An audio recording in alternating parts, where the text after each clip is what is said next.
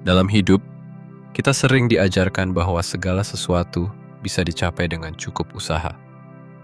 Bahwa kunci keberhasilan adalah kerja keras, disiplin, dan tekad yang tak tergoyahkan.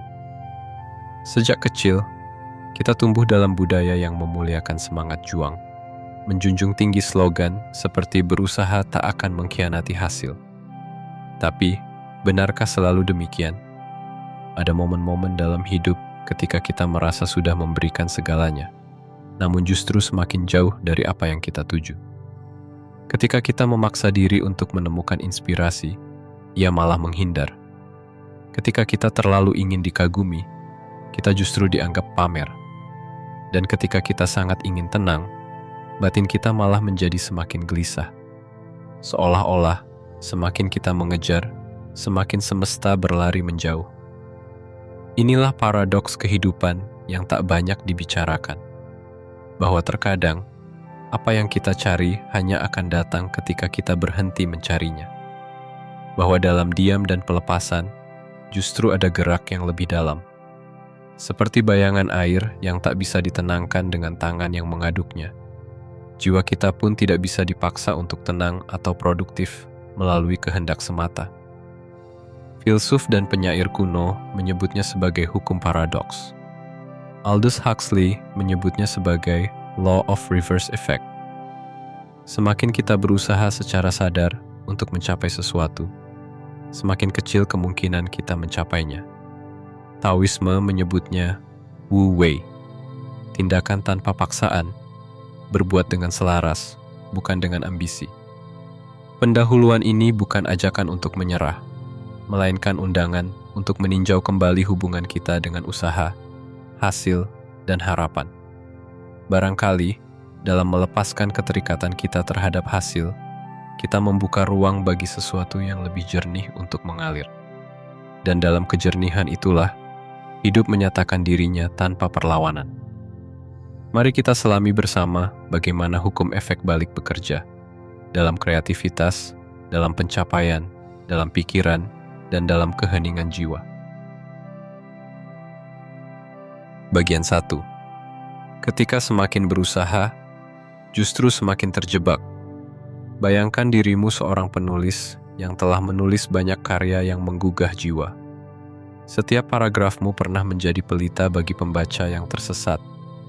Setiap kalimatmu menjadi ladang tempat mereka menanam pengertian dan menuai ketenangan. Tapi tiba-tiba, pena itu berhenti mengalir. Kata-kata membeku, pikiran kosong. Kamu duduk di depan halaman putih yang tak kunjung terisi, dan semakin kamu memaksa, semakin putih halaman itu terasa. Kamu mencari-cari di rak buku, berharap ada satu baris dari para filsuf besar atau penyair legendaris yang bisa menghidupkan kembali bara kreativitasmu. Kamu menjelajahi internet, membaca, menonton, menunggu isyarat. Tapi tak satu pun memberi getaran yang kamu cari. Kamu mulai merasa panik. Mungkinkah kamu sudah kehilangan sentuhanmu? Mungkinkah ini akhir dari ilhammu? Di tengah kecemasan itu, kamu memutuskan untuk berjalan keluar.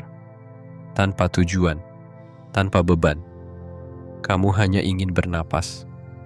Melangkah menyusuri jalan setapak di hutan yang sunyi. Kamu biarkan pikiranmu melayang. Tidak lagi memikirkan esai atau naskah atau tenggat waktu. Kamu hanya berjalan dan membiarkan dedaunan yang jatuh dan desir angin menjadi satu-satunya narasi. Lalu, secara tiba-tiba, seperti petir yang menyambar dari langit cerah, sebuah ide muncul. Bukan dari tempat yang kamu cari, bukan dari upaya yang kamu kerahkan, tapi dari ruang kosong. Ruang yang kamu ciptakan justru saat kamu berhenti mencari. Inilah paradoks yang sering mengacaukan logika kita. Ketika kita terlalu ingin mencapai sesuatu, kita malah menjauh darinya. Ketika kita terlalu memedulikan hasil, kita kehilangan kehadiran. Dan saat kita melepaskan, kita memberi ruang bagi sesuatu yang lebih dalam untuk tumbuh. Fenomena ini bukan sekadar kebetulan. Aldous Huxley menyebutnya sebagai hukum efek balik. Semakin keras kita mencoba secara sadar untuk melakukan sesuatu, semakin kecil kemungkinan kita akan berhasil. Ini adalah undangan untuk meninjau ulang cara kita berhubungan dengan kemauan. Mungkin bukan tentang menekan gas lebih dalam, tetapi tentang mengetahui kapan harus mengangkat kaki dan membiarkan kendaraan meluncur di lereng alam. Bagian pertama ini menyingkap misteri pertama dari paradoks manusia, bahwa dalam usaha yang terlalu dipaksakan, tersembunyi jebakan. Bahwa dalam menginginkan terlalu kuat, kita kadang justru kehilangan kemampuan untuk menerima. Bahwa terkadang, untuk menemukan, kita harus berhenti mencari. Bagian 2. Pujian yang dipaksakan dan kesan yang tak tiba. Pernahkah kamu mencoba membuat seseorang terkesan dan gagal total? Bukan karena kamu tidak punya prestasi, bukan karena kamu tidak layak dihargai, tapi justru karena kamu terlalu ingin diakui. Di Tiongkok kuno, terdapat kisah tentang seorang pedagang kaya yang mendengar kabar tentang seorang bijak yang konon adalah salah satu manusia paling tercerahkan pada zamannya. Penuh antusiasme dan rasa ingin diakui, pedagang ini mengundang sang bijak untuk bertemu. Dalam pertemuan itu, sang pedagang bercerita panjang lebar tentang perdagangannya, tentang kapal-kapal besar yang ia miliki, dan keuntungan luar biasa yang ia raup dari hasil jual beli.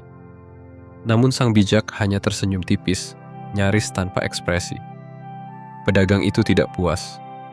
Ia mengundang sang bijak ke rumahnya, sebuah bangunan megah berlantai marmer, dengan pilar-pilar berlapis emas dan koleksi benda antik dari berbagai negeri. Tapi sang bijak tetap tak menunjukkan kekaguman.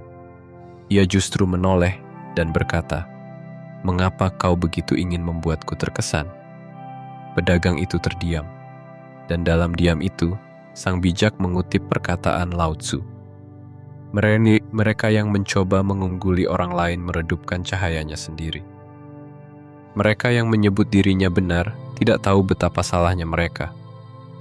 Mereka yang menyombongkan prestasi mereka mengurangi makna dari apa yang telah mereka lakukan.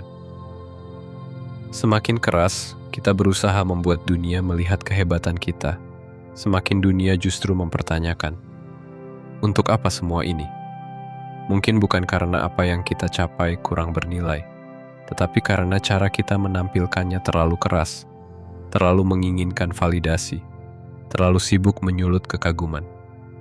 Masyarakat bisa mencium bau paksaan dalam cara bicara, cara berpakaian, hingga cara seseorang menonjolkan dirinya.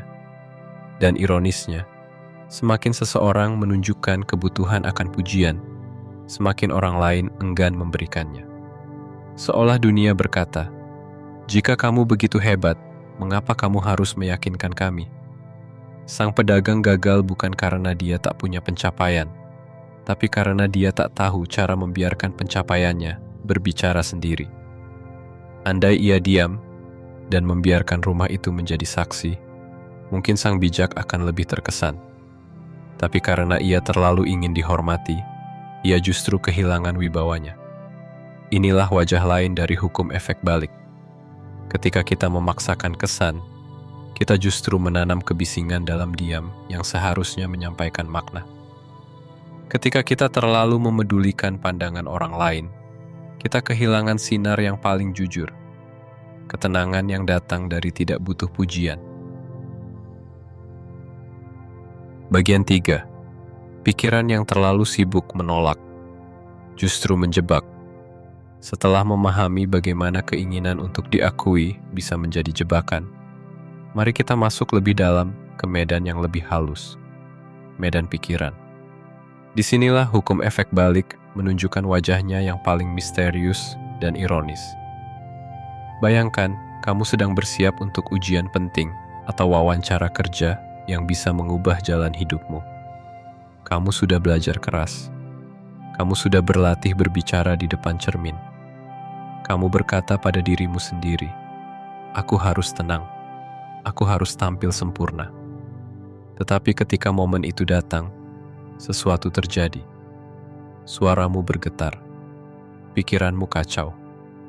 Hal-hal yang kamu hafal dengan sempurna tiba-tiba menghilang seperti kabut yang tertiup angin.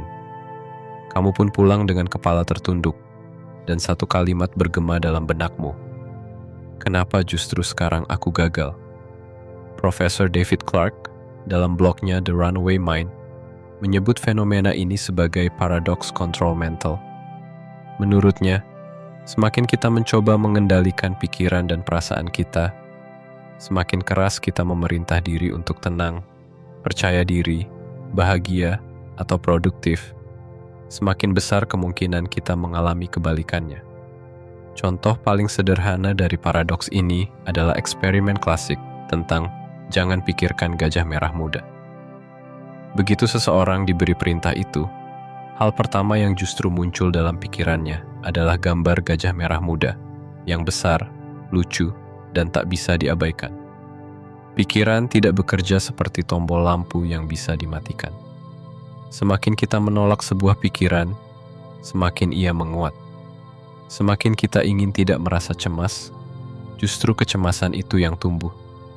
Maka, yang sering kali terjadi adalah kita menciptakan penderitaan kedua. Yang pertama adalah rasa gugup atau takut itu sendiri. Wajar, manusiawi. Tapi yang kedua adalah penderitaan karena kita tidak bisa menerima bahwa kita merasa gugup. Kita menyalahkan diri sendiri karena tidak bisa tenang. Kita marah karena merasa takut. Dan lapisan demi lapisan tekanan ini membuat kita lumpuh secara batin. Inilah titik di mana pikiran menjadi musuhnya sendiri. Alih-alih menjadi alat bantu, ia berubah menjadi labirin. Dan seperti penulis yang kehilangan ide karena terlalu ingin menulis, kita pun kehilangan ketenangan karena terlalu ingin tenang. Hukum efek balik kembali berbicara. Semakin keras kita mencoba mengendalikan batin kita, semakin ia memberontak. Yang kita tolak justru tetap ada. Yang kita lawan justru bertahan. Kunci untuk keluar dari paradoks ini bukan dengan lebih keras memaksa, tapi dengan belajar menerima. Bukan dalam arti pasrah, melainkan dalam arti hadir. Mengakui apa yang terjadi dalam diri, dan membiarkannya lewat seperti awan. Bukan melawan seperti badai. Bagian 4. Kreativitas tidak tumbuh di tanah yang dipaksa. Setelah kita memahami bahwa pikiran tidak bisa dikendalikan dengan paksaan, kini mari kita selami salah satu ruang terdalam dan paling rapuh dalam jiwa manusia, kreativitas. Banyak orang berpikir bahwa ide bisa diperas seperti air dari batu, bahwa inspirasi bisa dipanggil kapan saja selama ada kemauan. Tapi, mereka yang benar-benar hidup dari dunia penciptaan, penulis, musisi, seniman, pemikir, pasti tahu bahwa kreativitas bukan pelayan yang bisa disuruh datang. Ia seperti kupu-kupu liar. Jika dikejar, ia menjauh. Tapi jika kita diam, tenang, dan terbuka, ia bisa tiba-tiba hinggap di bahu kita. Penulis dan seniman kreatif Julia Cameron dalam bukunya The Artist's Way menggambarkan proses kreatif bukan sebagai sesuatu yang bisa diatur dengan logika atau dikendalikan dengan kehendak. Ia berkata, terlalu sering kita mencoba mendorong, menarik, menguraikan, dan mengendalikan ide-ide kita alih-alih membiarkannya tumbuh secara organik. Proses kreatif adalah proses penyerahan, bukan kontrol. Misteri adalah inti dari kreativitas. Itu, dan kejutan. Ketika seseorang duduk memaksa diri untuk menulis sebuah puisi, atau memeras otaknya untuk melukis sesuatu yang bermakna, seringkali yang muncul hanya kepalsuan dan kehampaan. Tapi saat ia berjalan di bawah rintik hujan, duduk sendirian di warung kopi, atau terbangun dini hari tanpa sebab, ide besar justru datang tanpa diminta. Mengapa bisa begitu? Karena kreativitas adalah sesuatu yang hidup. Ia tidak tumbuh di tanah yang dipenuhi tekanan dan ketegangan. Ia memerlukan ruang, keheningan, dan kebebasan. Dan yang paling penting, ia memerlukan ketidakterikatan terhadap hasil. Ketika seseorang mulai menulis dengan harapan agar karya itu disukai banyak orang, atau agar dianggap hebat, maka benih kreativitas mulai tercekik. Tapi ketika seseorang menulis karena ingin mengekspresikan yang paling jujur dari dirinya, karena ia mencintai proses itu sendiri, maka inspirasi mengalir seperti sungai yang menemukan jalannya sendiri. Inilah wajah lain dari hukum efek balik. Ketika kita memaksa ide datang, ia menjauh. Ketika kita melepaskan hasrat untuk mengontrol, kita membuka pintu bagi sesuatu yang lebih jujur untuk masuk. Dan disitulah letak rahasia para kreator sejati. Mereka tak bekerja demi pujian atau pengakuan, tetapi karena mereka tahu bahwa seni sejati hanya bisa muncul dari keheningan batin, dari ruang yang tidak dituntut untuk jadi sempurna. Bagian 5. Wu Wei dan seni. Bertindak tanpa paksaan. Jika sejauh ini kita telah menyaksikan bagaimana terlalu berusaha dapat menjauhkan kita dari kedamaian, keberhasilan, bahkan kreativitas, maka kini saatnya kita mengenal sebuah prinsip kuno yang menyelusup diam-diam dalam banyak kebijaksanaan Timur. Wu Wei. Dalam ajaran Taoisme, Wu Wei sering diterjemahkan sebagai non-aksi, tetapi bukan dalam arti pasif atau malas. Wu Wei adalah seni bertindak selaras dengan arus kehidupan, bukan melawannya. Ini adalah cara bertindak tanpa paksaan, tanpa kecemasan, tanpa tekanan batin. Bukan berarti tidak bertindak, tetapi bertindak dengan tenang, tanpa kegelisahan akan hasil. Zhuangzi, seorang filsuf Tao besar, menceritakan sebuah kisah tentang seorang pemanah. Ketika pemanah itu berlatih tanpa tekanan, ia menembak dengan sempurna. Namun, ketika ia harus memanah demi mendapatkan hadiah, tubuhnya mulai gemetar, tangan tak stabil, dan panahnya meleset. Kenapa? Karena ia terlalu memikirkan hasil. Ia terlalu peduli untuk menang. Dan kepedulian itu justru menciptakan ketegangan yang menghancurkan keahliannya. Kita semua pernah mengalami hal serupa. Ketika kita sedang bersantai, berjalan tanpa arah, atau bermain tanpa beban, segala sesuatu terasa mudah dan alami. Tapi begitu kita menginginkan hasil tertentu, menang, dipuji, dilihat, tiba-tiba kita kehilangan keseimbangan. Gerakan kita menjadi canggung. Kata-kata kita terdengar dibuat-buat, dan kita menjauh dari momen yang sedang terjadi. Atlet-atlet profesional menyebut kondisi ideal mereka sebagai zona. Dalam keadaan ini, mereka merasa seolah-olah tubuh dan pikiran menyatu dengan permainan. Segalanya mengalir. Tidak ada pemikiran yang membebani, tidak ada rasa takut atau harapan, hanya gerakan murni. Dan paradoksnya, zona ini justru muncul ketika mereka berhenti memaksakan diri. Christopher Berglund, atlet dan penulis, menulis dalam Psychology Today. Pola pikir tanpa usaha atau Wu Wei meningkatkan kemungkinan seorang atlet untuk berada di zona. Paradoks Wu Wei adalah bahwa berusaha lebih sedikit, tidak berusaha lebih keras untuk menang dengan cara apapun, justru sering menghasilkan lebih banyak keberhasilan. Ketika seseorang berlatih dengan tekun dan kemudian melepaskan dirinya dalam keheningan saat pertandingan, maka gerakan yang ia lakukan tidak lagi berasal dari kehendak ego, tetapi dari keterhubungan mendalam antara dirinya dan momen itu. Seolah-olah ia tidak lagi menendang bola, ia adalah bola itu. Ia tidak lagi memainkan piano, ia menjadi musik itu sendiri.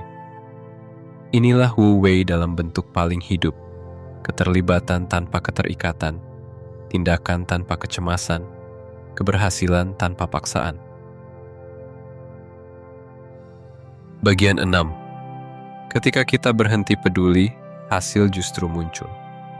Kini kita sampai pada simpulan alami dari semua yang telah dibahas, bahwa mungkin justru saat kita berhenti terlalu memedulikan hasil, saat itulah hasil mulai muncul. Sebab keterikatan pada hasil bukan hanya menciptakan tekanan, tetapi juga menjadi penghalang antara kita dan tindakan yang sejati. Bayangkan seseorang yang sedang mengemudi. Ia tahu jalur yang akan ditempuh, tapi ia tidak tahu mobil apa yang akan menyalipnya. Apakah akan ada anak kecil menyeberang, atau bagaimana cuaca akan berubah? Jalanan adalah misteri, dan cara terbaik untuk menjalaninya bukan dengan membuat skenario rumit dalam pikiran, melainkan dengan hadir penuhnya pada detik ini. Respon terhadap kenyataan, bukan terhadap dugaan. Namun, manusia modern justru sangat tergoda untuk mengendalikan segalanya. Kita terus-menerus memikirkan masa depan, membayangkan semua kemungkinan terburuk, menyusun rencana cadangan hingga 10 lapis, berharap bahwa dengan cara itu, kita bisa menghindari kegagalan. Tapi semakin kita berusaha mengontrol masa depan, semakin kita abai terhadap saat ini. Satu-satunya tempat di mana kehidupan benar-benar terjadi. Dr. Woi Lian Chong, seorang filsuf kontemporer, menjelaskan esensi Wu Wei dengan indah. Apa yang disebut Zhuangzi sebagai Wu Wei adalah cara bertindak yang paling reseptif dan responsif, dari keterbukaan yang sangat jernih dalam diri kita, satu dengan nafas kosmos. Artinya, ketika kita membuka diri dengan penuh keheningan terhadap kehidupan, tanpa tuntutan, tanpa ekspektasi, kita menjadi seirama dengan gerakan alam semesta itu sendiri. Kita tidak lagi berjalan melawan arus, tetapi hanyut dalam irama yang lebih besar daripada logika pribadi. Ketika kita tidak lagi mencoba menulis karya besar, tulisan mengalir. Ketika kita tidak lagi mencoba untuk tampil sempurna, justru kita menjadi diri sendiri dan itu yang menyentuh orang lain. Ketika kita berhenti mencoba mengesankan orang bijak, kita justru menjadi pribadi yang mengesankan karena ketulusan kita. Hukum efek balik bukan berarti kita tidak berbuat apa-apa. Bukan berarti kita menyerah. Sebaliknya, ia mengajarkan kita untuk bertindak dengan tenang, bertindak dengan jernih, dan melepaskan kelekatan kita terhadap hasil. Karena hasil bukanlah buah dari kepanikan, tapi dari kehadiran. Dan pada akhirnya, kehidupan bukan tentang seberapa kuat kita mengejar sesuatu, tetapi seberapa dalam kita bisa hadir. Di sanalah kekuatan sejati berada. Di sanalah kesuksesan tak lagi perlu dikejar, karena ia akan datang menghampiri mereka yang tidak sibuk menunggu. Di dunia yang terus mengagungkan ambisi, kecepatan, dan pencapaian, kita sering lupa bahwa tidak semua hal bisa dipaksa tumbuh. Ada biji yang hanya akan berkecambah jika tidak disentuh terlalu sering. Ada bunga yang hanya mekar jika kita sabar menunggunya. Dan ada jawaban yang hanya datang ketika kita berhenti mengajukan pertanyaan. Kita telah menjelajahi hukum paradoks ini, Law of Reverse Effect, melalui kisah seorang penulis yang kehilangan inspirasi, pedagang yang gagal mengesankan orang bijak, pemanah yang goyah karena hadiah, dan orang-orang yang justru tersesat di pikirannya sendiri karena ingin terlalu mengontrol. Kita melihat bagaimana segala sesuatu yang paling jujur dalam hidup justru muncul ketika kita tidak memaksa mereka datang. Dalam kesunyian, dalam ketidakpedulian yang jernih, dalam Wu Wei, kehidupan mengalir kembali ke arah kita. Kita tidak kehilangan arah karena berhenti berlari. Kita justru menemukan jalan yang tak pernah bisa kita temukan ketika terlalu sibuk mencari. Pencapaian sejati bukanlah hasil dari tekanan, tapi dari kehadiran. Kebijaksanaan bukan hasil dari banyaknya pikiran, tapi dari kedalaman mendengar. Dan inspirasi bukanlah hasil dari mengejar cahaya, tapi dari keberanian untuk duduk dalam gelap. Jadi, jika saat ini kamu merasa terjebak dalam kegelisahan yang kamu ciptakan sendiri, dalam ambisi yang membuatmu tegang, atau dalam pikiran yang sibuk menolak segala sesuatu yang terjadi, mungkin inilah saatnya untuk berhenti. Bukan untuk menyerah, tetapi untuk menyatu. Bukan untuk pasif, tetapi untuk hadir. Karena kadang, satu-satunya cara untuk benar-benar menemukan adalah dengan melepaskan.